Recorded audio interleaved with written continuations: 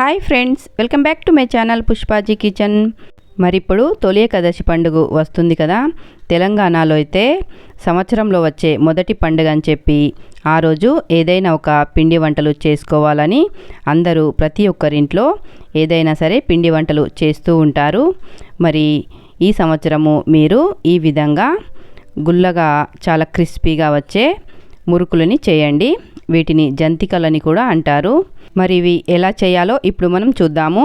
వీటి కోసము ముందుగా 1 కప్పు వరకు పుట్నాల పప్పుని తీసుకోవాలి. అదే మనము చట్నీకి వాడతాం కదా, ఆ పుట్నాల పప్పుని తీసుకొని మిక్సీ జారీలో వేసుకొని మెత్తగా పౌడర్ లాగా మిక్సీ పట్టి తీసుకోవాలి. చూస్తున్నారు కదా, ఈ విధంగా చక్కగా మిక్సీ పట్టి తీసుకోవాలి. ఇప్పుడు పిండి కలుపుకోవటానికి ఒక పెద్ద సైజు బేషన్ని తీసుకొని జల్లెడ తీసుకొని మనం ముందుగా మిక్సీ పట్టి ఉంచిన ఈ పుట్నాల పప్పుని చక్కగా జల్లెడ పట్టుకోవాలి.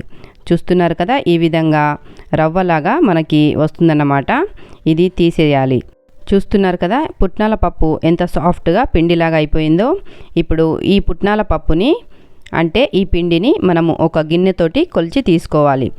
అయితే మనం ముందు 1 కప్పు పుట్నాలు తీసుకున్నాం కదా, దానికంటే 2-3 టీ స్పూన్ల ఎక్కువగా పిండి వచ్చిందన్నట్టు. అయితే ఈ 2-3 టీ స్పూన్లు మనము అందులో వేసుకుంటే ఏం పర్వాలేదు. 1 కప్పు పైన మనకి 2-3 టీ స్పూన్ల ఎక్కువగా పిండి వచ్చిందన్నట్టు. ఇదంతా వేసుకొని ఇందులోనే మనము ఏ కప్పుతోటైతే ఈ పుట్నాల పిండిని కొలిచి తీసుకున్నామో దానితోటే మనము బియ్య పిండిని కూడా కొలిచి తీసుకోవాలి. అంటే 1 కప్పు పుట్నాల పిండికి మనకి 4 కప్పుల బియ్య పిండి వేసుకోవాలి. ఈ పిండిని కూడా చక్కగా జల్లెడపట్టి తీసుకోవాలి. మరి మీరు బియ్యంతో కలిపి పట్టించుకోవాలనుకుంటే 1 కిలో బియ్యానికి 1/2 కిలో పుట్నాల పప్పు, అలాగే అందులో సగం అంటే 150 గ్రామ్స్ వరకు శనగపప్పు వేసి మూడింటిని కలిపి పట్టించుకోవాలి. మరి మనం ఇక్కడ ఆల్రెడీ పట్టిన పిండిలే వేసుకున్నాం కాబట్టి ఇందులోనే 1/2 కప్పు వరకు శనగపిండి కూడా వేసుకోవాలి. మరి పొడిపిండిలో కొలతలు వచ్చేసి 4 కప్పుల బియ్య పిండి, 1 కప్పు పుట్నాల పప్పు పిండి, అలాగే 1/2 కప్పు వరకు శనగపిండి ఇలా వేసుకోవాలి. ఆ తర్వాత 1 టీ స్పూన్ వరకు కారము, 2 టీ స్పూన్ల ఉప్పు వేసుకోవాలి. ఉప్పు కారము మీ టేస్ట్కు తగ్గట్టు వేసుకోండి. అలాగే 4 టీ స్పూన్ల వరకు నల్ల నువ్వులు వేసుకోవాలి. నల్ల నువ్వులు లేకపోతే తెల్లవి కూడా వేసుకోవచ్చు. ఆ తర్వాత పొడిగా ఉన్నప్పుడు ఇవన్నీ ఒకసారి చక్కగా కలిపేసుకొని ఇందులో నార్మల్గా ఉండే నీళ్ళే వేసుకోవాలి. అంటే దీనికి వేడి నీళ్ళు ఏమీ అవసరం ఉండదు. నార్మల్గా మన ఇంట్లో ఉండే నీళ్ళే వేసుకొని కొన్ని నీళ్ళు వేసుకుంటూ చక్కగా కలిపేసుకోవాలి. ఇప్పుడు ఈ స్టేజ్లో మనకు ఉప్పు ఏమైనా తక్కువగా అనిపిస్తుందని ఒకసారి పిండిని చెక్ చేసుకొని ఉప్పు తక్కువగా అనిపిస్తే కొద్దిగా వేసుకొని ఈ విధంగా చక్కగా రఫ్ చేస్తూ పిండిని కలుపుకోవాలి. ఇలా కలపడం వల్ల మనకి మురుకులు అన్నవి చక్కగా పొంగుతూ క్రిస్పీగా వస్తాయి. ఇలా సాఫ్ట్గా పిండిని కలిపి పక్కనుంచుకోవాలి. చూడండి, ఇలాంటి జంతికల మషిన్ తీసుకొని దానికి చక్కగా ఈ విధంగా 3 హోల్స్ అయినా లేదా 5 అయినా 6 అయినా ఉంటాయి, ఏదైనా సరే తీసుకోవచ్చు. దానికి నూనెని అప్లై చేసి ఇలా సెట్ చేసి పెట్టుకోవాలి. చూస్తున్నారు కదా వీడియోలో, మీ ఇంట్లో ఏదైతే మషిన్ ఉంటుందో అది తీసుకొని అందులో పిండి ఎంతైతే పడుతుందో అంత పిండి పెట్టేసుకోవాలి. మరి ఈ జంతికలను ఇక్కడ నేనైతే 3 రకాలుగా చూపిస్తాను. మీకు ఏది వీలుగా అనిపిస్తే, ఏది ఈజీగా అనిపిస్తే అలా చేయండి. మొదటిగా ఈ విధంగా ప్లేట్లో నూనె రాసుకొని ఈ విధంగా జంతికలాగా వేసుకోవాలి. అలా కాదనుకుంటే జాలిగంటని తీసుకొని పైన కొద్దిగా నూనె రాసి ఈ విధంగా వీడియోలో చూపిస్తున్నట్టుగా జంతికలాగా వేసుకోవాలి. ఇలా వేసుకొని వెంటనే నూనెలో వేసేయాలి. మరి ఇక్కడ నేను నూనెను కూడా స్టవ్ పైన పెట్టేసుకున్నాను. నూనె బాగా వేడైన తర్వాత జాలిగంట పైన వేసుకున్న ఈ జంతికలని మెల్లిమెల్లిగా నూనెలో వేసుకోవాలి.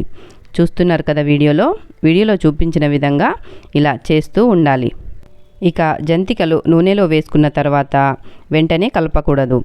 ఈ విధంగా నురగలుగా వస్తాయి కదా, ఆ నురగలన్నీ వెళ్ళిపోయిన తర్వాత ఇంకోవైపుకి టర్న్ చేసుకోవాలి.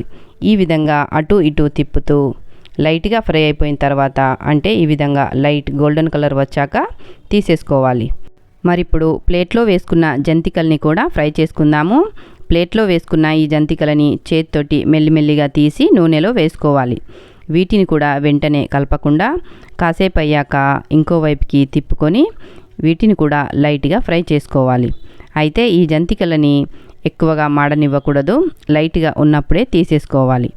ఇక మూడో విధానంగా ఎలా చేయాలో చూద్దాము. చూడండి, ఈ విధంగా డైరెక్ట్గా ఆయిల్లోనే ఈ జంతికల్ని వేసుకోవాలి. చూస్తున్నారు కదా, ఈ విధంగా చేసి తీసుకోవాలి. నేనైతే ఇక్కడ చిన్నగా వేశాను, మీరు పెద్దగా అయినా సరే వేసుకోవచ్చు. చూస్తున్నారు కదా, నూనెలోనే విరిగిపోతున్నాయి. అంటే ఇవి ఎంత క్రిస్పీగా వచ్చాయో మీరే చూడండి. వీటిని కూడా లైట్గా గోల్డెన్ కలర్ వచ్చాక తీసేసుకోవాలి. ఇక మీకు ఈ మూడింటిలో ఏది ఈజీగా అనిపిస్తే ఆ విధంగా ఈ జంతికలని చేసుకోండి. ఇక్కడ మన జంతికలు అయితే రెడీ అయిపోయాయి. మీరు పర్ఫెక్ట్గా ఈ వీడియోలో చూపించినట్టు పిండిని కలిపి జంతికలు చేశారంటే మీకు కూడా గుల్లగా క్రిస్పీగా చాలా బాగా వస్తాయి. మరి ఇందులో నల్ల నువ్వులు వేసినాం కాబట్టి అవి చాలా బాగా కనిపిస్తున్నాయి కదా. చూస్తున్నారు కదా వీడియోలో, నల్ల నువ్వులు వేయడం వల్ల ఇలా బాగా కనిపిస్తాయి అన్నట్టు. అందుకని మీరు కూడా ఒకసారి ఇలా నల్ల నువ్వులు వేసి ఈ జంతికలని ట్రై చేయండి. ఈ జంతికలను తెలంగాణలో అయితే మురుకులు, కారపూస అని అంటూ ఉంటారు. చూస్తున్నారు కదా వీడియోలో ఎంత క్రిస్పీగా వచ్చాయో. మరి మీరు కూడా ఈ తొలేకాదశి పండక్కి ఈ విధంగా జంతికలను చేసి చూడండి, మీకు కూడా చాలా బాగా కుదురుతాయి. మరి ఈ రెసిపీ నచ్చినట్టయితే తప్పకుండా లైక్ చేయండి. అలాగే కొత్త వాళ్ళు ఎవరైనా నా ఛానల్ని ఫస్ట్ టైం చూసినట్టయితే ప్లీజ్ సబ్స్క్రైబ్ చేయండి. మీ ఫ్రెండ్స్కి, రిలేటివ్స్కి షేర్ చేయండి. Thank you for watching.